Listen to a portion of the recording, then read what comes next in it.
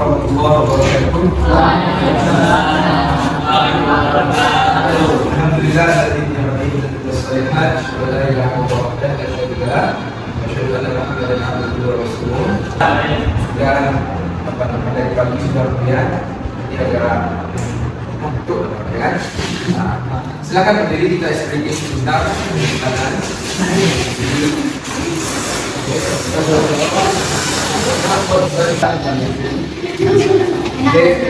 Silakan duduk. Bukan berdiri ya ini. Baik. Gimana enak? Enak ya? Oke.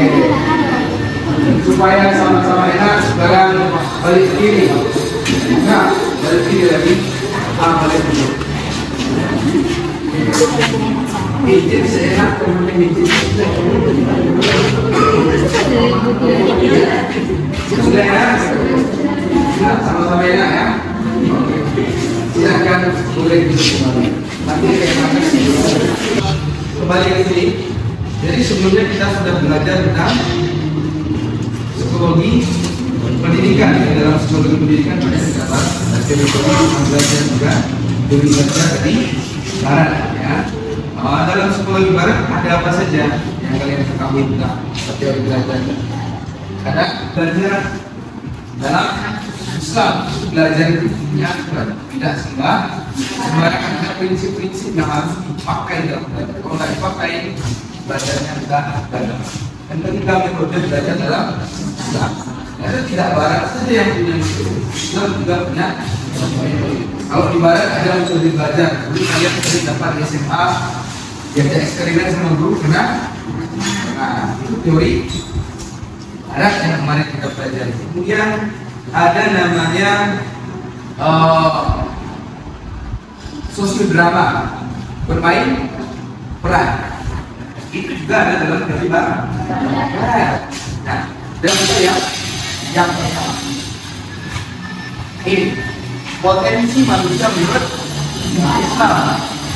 Ada yang apa kayak itu? Surah An-Nahl ayat 78. Oke, boleh buka Quran yang ada di HP ini. Yang ada HP kemudian ada Qurannya, silakan buka surah An-Nahl ayat 78. Ada yang sudah ketemu? Itu mau apa? Tolak HP. Bisa baca? Oke, coba baca dengan suara yang keras. Tahun dulu. Bisa? Atau ada yang calling di sini?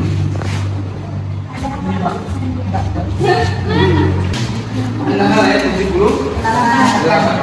Allahu akbar. Oke, silakan baca ulama. Bantu banyak keras. Bismillahirrahmanirrahim. أعوذ بالله من الشيطان الرجيم. بسم الله الرحمن الرحيم.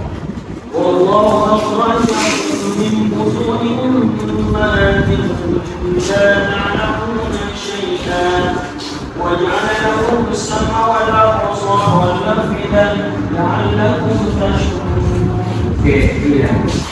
Wallahu akhrajakum min butuni ummahatikum. Dan Allah keluarkan kalian. Siapa yang keluarkan kita? Allah. Dari mana? Dari perut ibu kalian dalam keadaan orang yang yang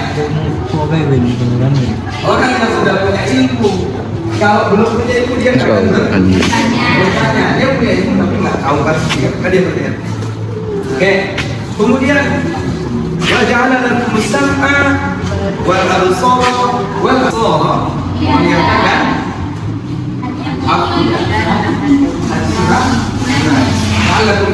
agar kalian bersyukur. Baik. Pertanyaannya, mengapa pertama kali Allah sebut mendengar, tidak melihat? Allah urutkan dari mendengar diri kita. Tapi kenapa Allah sebut dulu pendengaran, penglihatan dan tahu? Ternyata rahasianya menurut riset terkini, ya, yang kita buat, telinga kita itu punya fungsi yang sangat luar biasa. fungsinya ini tak pernah berhenti selama kita hidup. Oke? Bahkan fungsinya ini tidak dimulai dari kita lahir. Dengan sebelum kita lahir, menurut ilmuwan riset, itu bayi jadi di mana dalam kandungan itu sudah bisa mendengar, maka distimulasi dan bahasanya bayi sudah bisa belajar dari dalam kandungan. Luar biasa nggak? Ketika lahir begitu. Beda dengan mata. Kalau mata berfungsi itu seminggu setelah lahir berfungsi jelas. Kalau awal-awalnya itu hanya seperti di hitam putih, kayak laba-laba. Atau kalau orang yang putih bilang galau-galau. Kayak laba-laba itu hitam putih. Dan kalau mata dalam kondisi tidur bisa lihat nggak? Dalam kondisi melek bisa lihat nggak? Dalam kondisi gelap? Tidak. Tapi telinga mau tidur, mau melek, mau ada cahaya, mau ada cahaya, sama ada suara yang bisa itu keutamaan tadi. Jadi makanya Allah dengan kemahasamanya diurutkan yang pertama kali baru penglihatan, kemudian hati. Ternyata dari mata turun ke hati, telinga turun ke hati. Berarti hati ini dampak dari apa yang kita lihat dan apa yang kita dengar. Nanti bagaimana prosesnya, bagaimana dampaknya dalam pembelajaran akan kita bahas. Oke, lanjut. Potensi manusia menurut para ahli. Ini menurut Usman Najati dalam bukunya Al-Quran wa Ilmun Nas. Al-Quran dan jiwa manusia. Silakan belajar. Potensi manusia menurut Usman Najati ada dua. Satu potensi lahiriah, dua batiniyah ya. Potensi lahiriah itu adalah panca indera. 5 indera kita. Ada mata, telinga, hidung, mulut, lidah, dan peraba. Semua gunanya untuk apa? Untuk belajar. Belajar tentang apa? Tentang apa yang kita temukan di dengan kita. Ada yang belajar menggunakan indera keenam. Bapak, saya bisa melihat apa? Alam goib. Ya, ini tidak termasuk indera. Tapi ada kemampuan itu yang diakui dalam Islam, namanya extra memory sensor. Pernah dengar Umar bin Khattab ketika sudah berkhutbah di Madinah, kemudian dia bilang, coba, gunung. Ternyata ada pasukan yang diutus 3 bulan lalu sedang berada di negeri yang jauh berperang. Mendengar suara Malik, baru Malik tadi, kemudian mereka tiba-tiba naik gunung, mendengar suara Malik. Ternyata setelah mereka naik gunung, mereka tahu dan mereka ada pasukan musuh yang siap untuk padahal mereka sendiri. Akhirnya kita dari dekat. Ini namanya extrasensory perception, kemampuan persepsi yang di luar kemampuan indera. Itu ada, tapi tidak semua orang memiliki. Kalau ada sekarang yang memiliki, harus kita tabayun. Oke? Nah, indera kita 5, telinga, mata, hidung, lidah, dan kulit semua punya modal untuk mendapatkan informasi. Telinga modalnya suara, mata, cahaya, hidung, bau, kemudian lidah, rasa, kulit, gestur, tekstur ya. Kalau ada tekstur, angin punya tekstur kan? Punya, apa yang bisa kita rasakan? Teksturnya halus. Oke. Kemudian yang kedua, potensi yang luar biasa yang Allah berikan di dalam hidup kita namanya otak. Cek dulu ada. Ada ya. Bawa semua ya. Tinggal di rumah. Oke. Tinggal di rumah baik. Nah, otak itu perangkat keras untuk berpikir. Kalau ibarat kantung terisi central processing unit ini otak. Oke. Kalau nggak ada otak bisa berpikir. Ya. Makanya orang kalau lain-lain lah bilang orang tak punya otak. Otakmu di mana? Kepala. Gitu kan? Pakai nggak otak? Kan gitu ya bahasa orang dikasih. Karena dianggap otak itu adalah perangkat untuk berpikir. Oke, itu perangkat keras. Perangkat lunaknya berarti ini satu ada namanya nafsu sebuah jiwa punya tiga tingkatan. Satu, jiwa yang paling rendah dengan jiwa amarah, jiwa yang ingin melakukan apa saja asal syahwatnya terpenuhi, jiwa kesenangan dan pengen dan jiwa yang dikuasai oleh syahwat hewanian. Ini namanya jiwa apa? Yang kedua tingkatan yang agak penting, jiwa lawamah, yang kita semua berada pada kondisi. Apa itu jiwa lawamah? Jiwa yang kadang baik, kadang buruk. Ya, kadang telepon sama ibunya, Bu, beli buku yang kurang ini. Padahal dosen tak pernah beli buku. Sekarang semua tersedia di sini. Buku bisa dicari, artikel bisa dicari di sini, kan? Nah, bohong. Kemudian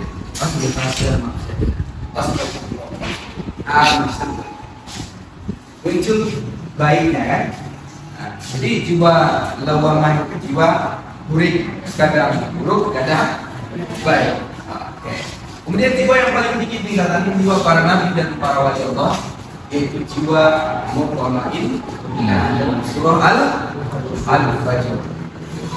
Jiwa yang tenang, yang cenderung kepada kebaikan, jiwa yang bahagia, yang dia ridho kepada Allah, Allah ridho kepadanya.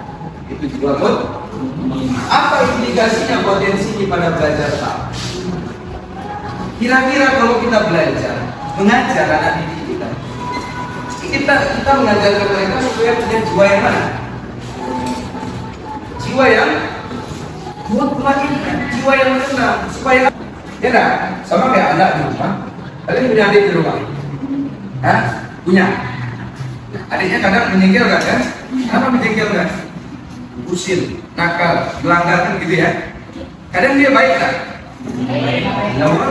Maka berarti didik. Kalau amarah itu agak susah dididik. Ya, ini jiwa-jiwa orang-orang yang tidak punya Tuhan, susah ya. Sama seperti kita. Tapi kebanyakan kita loh. Itu dalam proses belajar. Kemudian kolbu itu apa? Hati. Coba saya tanya, hatinya di mana? Ya, tunjukkan hatinya, pegang mana hatinya? Sudah aja. Ada di sini hatinya? Hah? Hatinya di sini, Pak. Kata dokter hati itu di sini. Hah? Besok kalian ke dokter nanya mana hatinya, Bu? Ini, Pak. Kata saya. Karena hati dan dunia ini di sini. Tapi bukan itu yang dimaksud di sini. Kolbu itu maknanya hati, artinya hati. Tapi hati yang dimaksud itu bukan liver, tapi jantung. Ada sebuah ingrafiul jasadi bahwa bila soluhat jasadi kullu wa idza fasadat jasadi. Allah wa hiya qalbu, maksudnya jantung. Ada segumpal daging kan bukan darah, kalau darah. Makanya dua darah yang boleh dimakan, satu darah ini. Dua darah yang ada di dalam daging-daging yang memang tidak bisa dikeluarkan lagi, boleh dimakan atau lama tinggi. Tapi kalau darah yang ada di sini, ini sebetulnya. Kalau jantung itu daging yang tugasnya memproduksi darah dan memompa darah. Coba kalau jantungnya nggak bisa memompa darah, apa yang terjadi? Mati, stroke, kan? Kalau apa darahnya berkurang, rusak nggak kerja tubuhnya? Cocok dengan hadis tadi, rusak jantung, rusak juga fungsi tubuh, nggak bisa bergerak. Jangan psikologi juga. Contoh misalnya, kalau kalian tampil di depan presentasi kemudian nggak punya bahan yang cukup, itu grogi nggak? Cukup nggak? Kalau cukup yang bergerak tentang apa? Ini kan? Bukan ini. Kalau ini lapar berarti cacingnya potensi kan begitu. Nah ini yang berduduk kan? Akhirnya apa yang dikatakan tidak sesuai dengan apa yang dipikirkan. Ini produk. Nah, kemudian akal. Akal itu daya pikir. Akal itu daya pikir. Oke. Jadi kemampuan berpikir kita itu juga merupakan potensi baginya. Akal, kalau otak dari karakter, kalau akal itu softwarenya. Makanya Allah katakan kalian diberi akal. Apalah takut, maka kalian tidak berakal. Ada potensi untuk berpikir, bukan sekedar perangkat. Kemudian fitrah itu potensi potensi dasar manusia. Setiap anak kalian dalam keadaan fitrah, bertauhid kepada Allah. Fitrah itu bukan suci, tapi kemudian syahwat. Syahwat itu dorongan-dorongan keinginan-keinginan apapun itu. Baik, yang baik atau yang buruk. Berarti syahwat itu positif atau negatif? Netral. Tapi kalau bukan apa yang diinginkan oleh syahwat ini, maka bisa positif, bisa tidak. Oke, potensi batiknya ini ada kaitan dengan belajar nggak? Ada kaitan nggak? Sangat ada sekali. Kolbu, berarti apa yang diharapkan dari kita? Kolbu itu punya 3 tingkatan. Ada tingkatan kognitif, namanya kolbu, istilah kolbu. Makanya ada doanya yang betul mulut, tapi kolbu ada di bawah balik. Balik akal. Jadi potensi kognitif dari kolbu.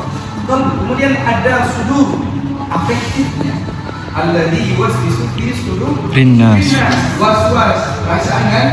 Itu potensi afektif dari kolbu.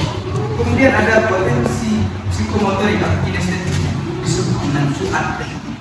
Fuad itu adalah bagian atau aspek dari hati yang membuat kita melakukan atau tidak melakukan sesuatu. Oke, sama nggak dengan kesebaran dalam belajar? Sama nggak? Komponen kognitif, kan? Nilai dah. Nilai dengan ujian tes.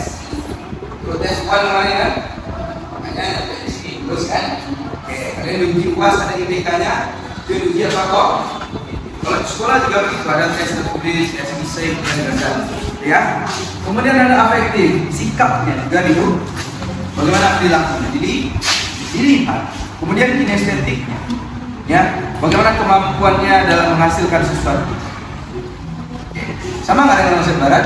Sama. Ternyata dalam Islam baru pada satu aspek kognitif. Ini betul-betul harus kita didik di dalam proses belajar. Baik, berikutnya prinsip-prinsip belajar dalam Islam. Oke.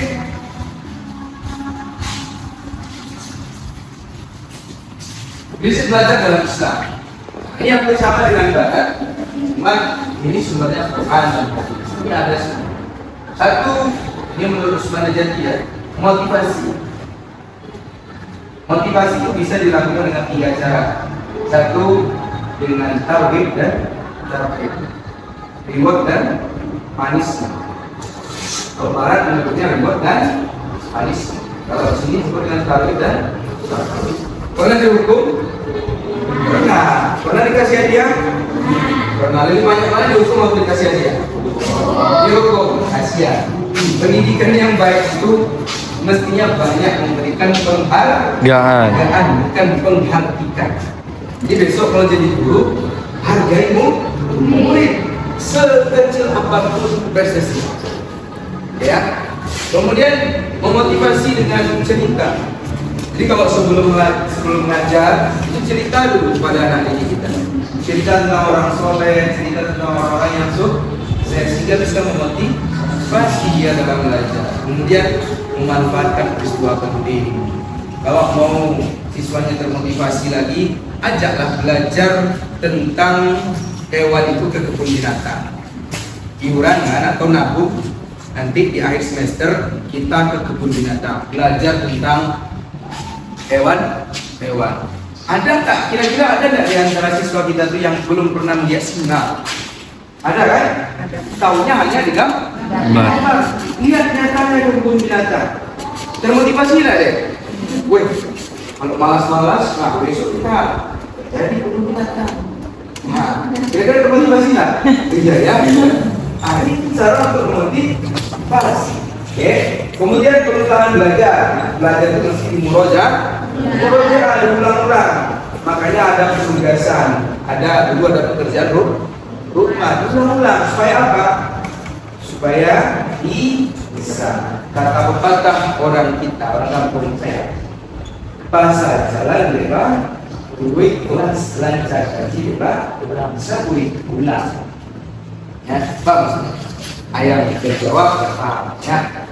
Itulah luar biasanya Indonesia. Walaupun berbeda suku budaya, tapi tetap bisa duduk dalam satu kelas tanpa ada perbedaan. Tidak adil. Adil semua ya. Nah, saya jelaskan sama yang Jawa yang tak mengerti bahasa Minang. Pernah lihat jalan yang ada di hutan atau di kebun? Kalau yang melalui manusia itu jalan tadi ada rumputnya enggak? Nah, kalau nggak ada rumputnya pasah itu terang ya. Nggak ada rumput. Kenapa dia bisa terang? Sering dilewati, akhirnya rumputnya nggak ada. Jadi orang tahu kalau itu jalan, ya nak. Nah, tapi kalau nggak dilewati, lama tak dilewati jalan itu dia jadi semak lagi ya. Sama dengan prinsip belajar, kalau jarang disebut, jarang diulang, hilang. Ketika ingat lagi susah untuk nge-recall kembali, susah. Kan proses berpikir itu ada persepsi. Pertama kali atensi itu perhatian. Yang kita perhatikan itu biasanya yang menarik perhatian kita. Apa yang menarik perhatian kita? Sesuatu yang mencolok. Kira-kira kalau belajar tak pakai ini hanya dengan mendengar saya menarik tak? Nah, tapi ketika kita ditambah dengan media, apalagi nanti ada media lain, menarik tak? Menarik. Sama ini. Ya, jadi begitu dalam proses belajar. Oke, kemudian membangkitkan perhatian. Jadi perhatian itu penting supaya tidak ada yang ngantuk, yang apa. Paling siang-siang ini ngantuk. Nah, bagaimana cara membangkit perhatiannya? Dikasih hadiah. Ini contohnya. Saya bawakan buku untuk hadiah bagi yang bisa jawab. 3 terbaik dikasih buku nanti. Ya. Ini kalau dibeli di luar bisa 100.000 buat 3 ini. Sekarang dikasih cuma gratis bagi yang jadi silakan catat. Kemudian partisipasi aktif. Karena belajar kemudian melakukan eksperimen itu partisipasi aktif. Ya, melakukan sesuatu. Ya, diajak sama gurunya kita praktik tanam kecambah. Terlibat tentunya. Itu partisipasi aktif. Oke. Kemudian perubahan perilaku secara bertahap. Kita kalau belajar itu dimulai dari yang mudah sampai yang sulit. Kalau belajar matematika itu pertama kali kita diajari apa? Membagi. Menambah. Karena penambah yang paling mudah konsepnya. Setelah itu baru mengurang, membagi. Mengadil dulu kan, baru membagi itu yang tersulit. Oke ya. Nah ini prinsip belajar. Jadi begitu kalau belajar kan dalam Islam ada.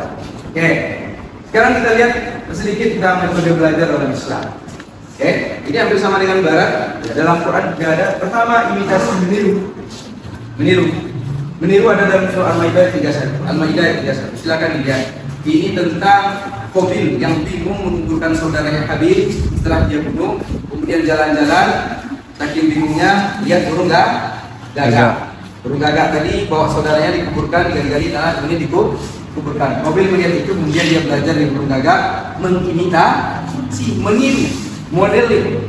Kira-kira kalau belajar di rumah, di sekolah, di mana saja kita modeling nggak? Iya dah. Betul dah. Ini cara jilbabnya mirip siapa? Ini mirip siapa? Pasti punya model sendiri. Kalau saya mirip ibu saya Pak, kalau saya mirip tangga saya Pak. Modeling kan? Iya. Bahkan sampai ke senyumnya pun dimodel dari orang tua. Makanya kadang kita ketemu sama teman-teman orang tua kita, senyumnya mirip kamu, gitu kan?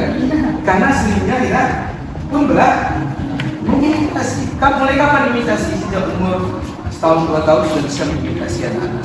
Makanya jadi guru baik-baik. Kalau jadi guru jadilah model yang baik. Tauladan yang baik. Uswatun hasanah. Oke. Kemudian pengalaman praktis trial and error. Ya dari si Muslim tentang sahabat yang mengawinkan kurma betina dan jantan. Ya kan? Ingat awal-awal di pondok belajar kan? Ya. Kemudian Nabi tanya ngapain kalian? Mereka jawab, kami mengalami kurma jantan dan betina. Dan Nabi katakan kalian lebih tahu urusan dunia kalian. Kan?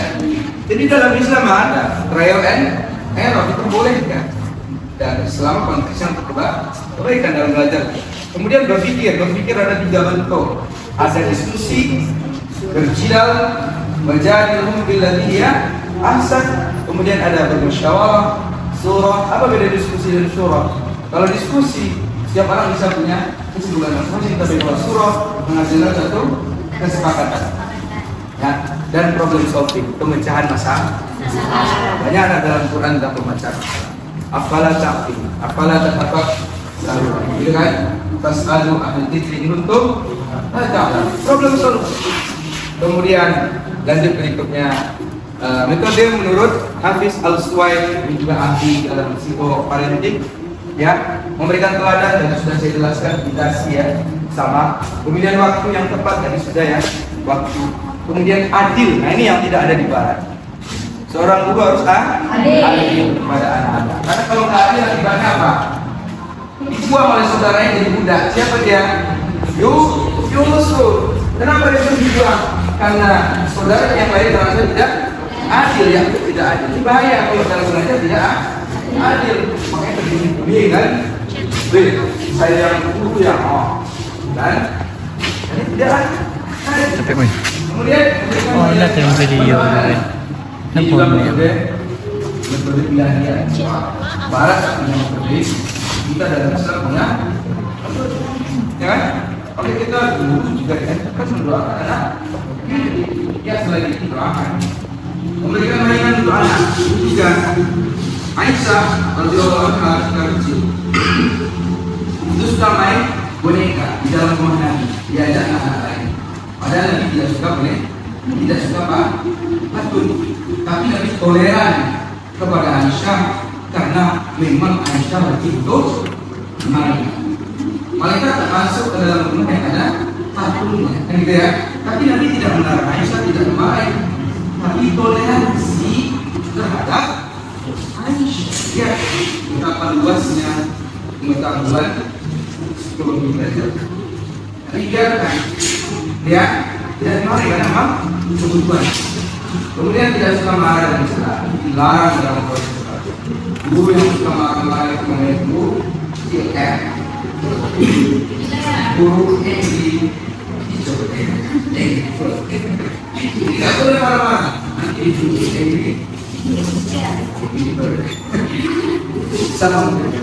Oke teman-teman semua, baik, sekarang silakan bentuk satu kelompok ya, perempuan satu kelompok, laki-laki 2 kelompok, meningkat kita diskusi tentang pengalaman kalian selama belajar dulu waktu SMA atau waktu di pondok. Silakan.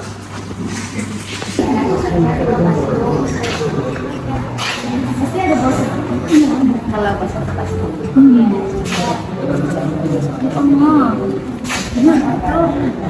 Apa dia lagi mikir ceramah bukan? Kalau apa apa dulu? Assalamualaikum warahmatullahi wabarakatuh.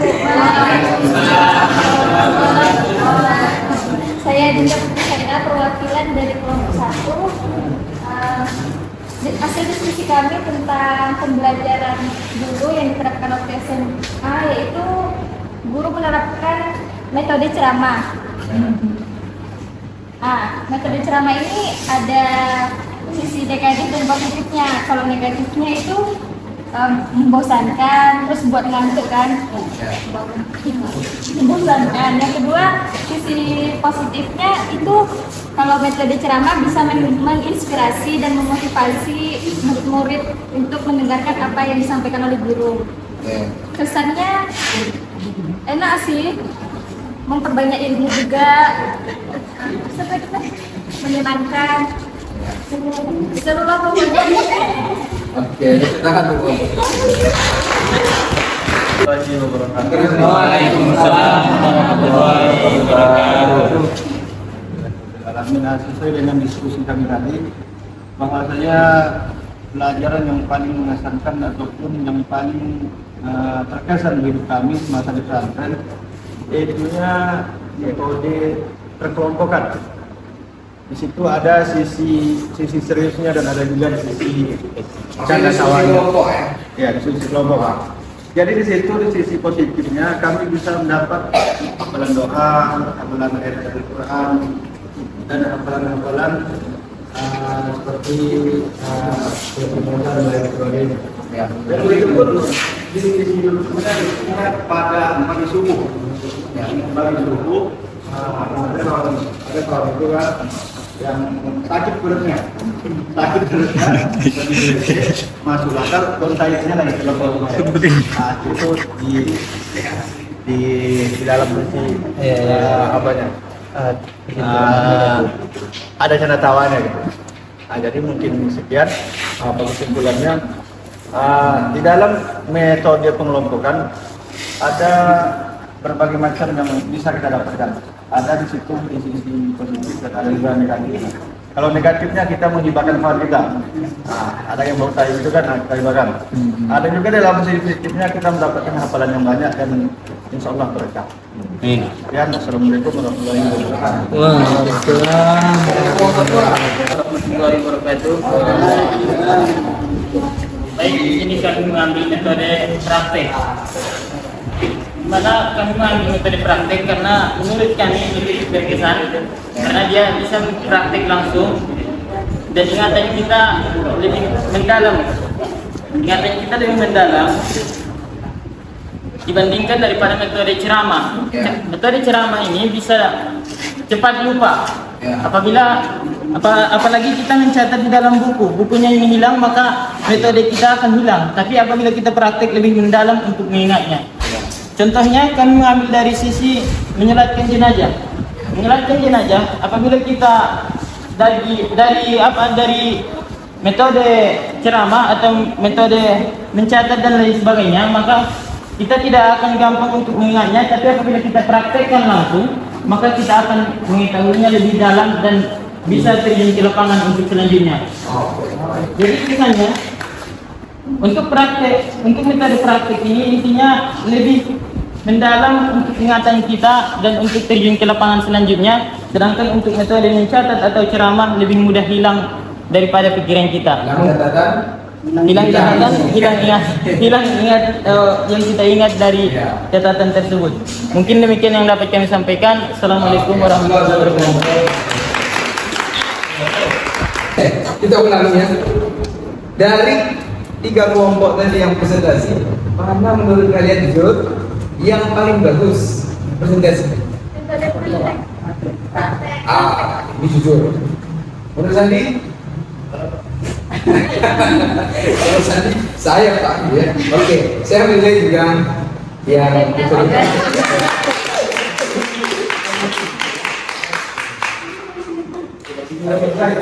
Masih ada 2 buku ya bagi yang mau. Oke, untuk buku berikutnya, siapa yang bisa menyimpulkan apa yang saya sampaikan tadi? Tidak semuanya separuh, kalau nggak separuh sekiannya.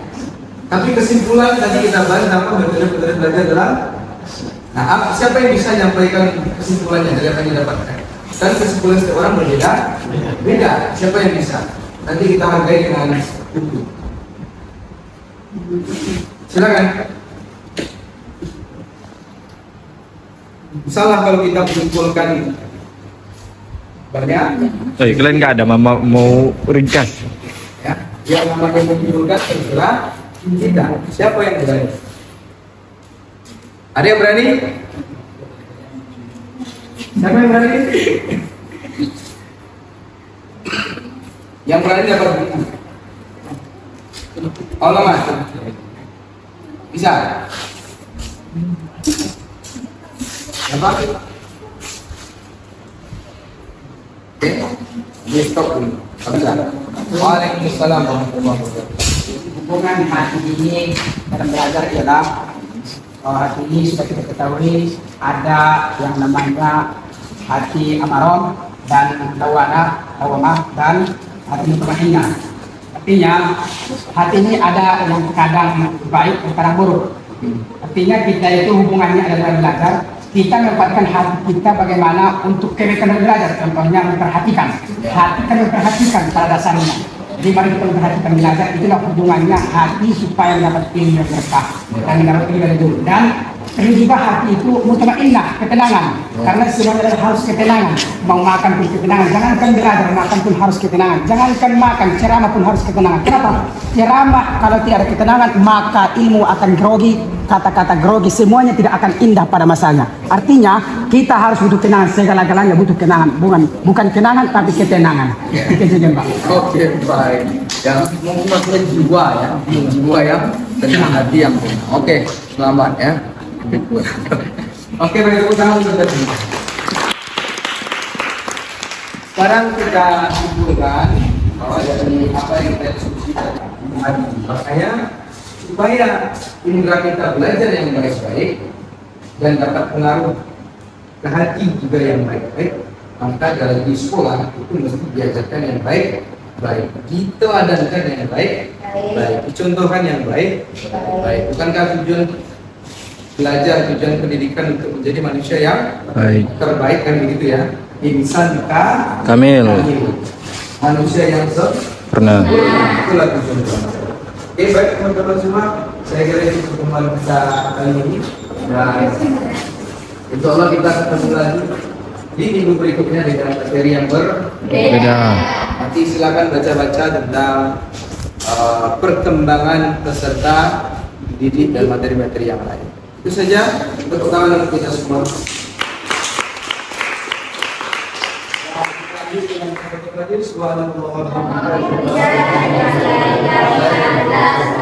Assalamualaikum warahmatullahi wabarakatuh. Waalaikumsalam warahmatullahi wabarakatuh.